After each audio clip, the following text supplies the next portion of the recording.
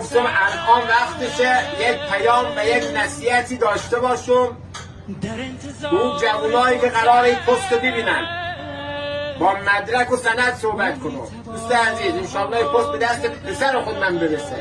دوست عزیز اگر الان تو ایام جوانی قدر پولته، قدر زحمت کشیته ندونی و دنبال رفیق بازی و خانم بازی و نشه بازی باشی، به سن من که برسی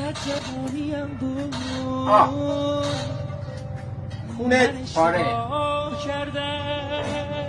قدر جوانی تو بدون، قدر زحمت کشی تو بدون، قدر پول تو بدون.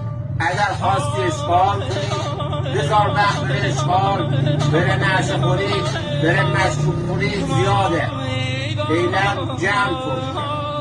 آهو به بکش توی روزمونه شیر نمیده. زرنگ باش پا نخور.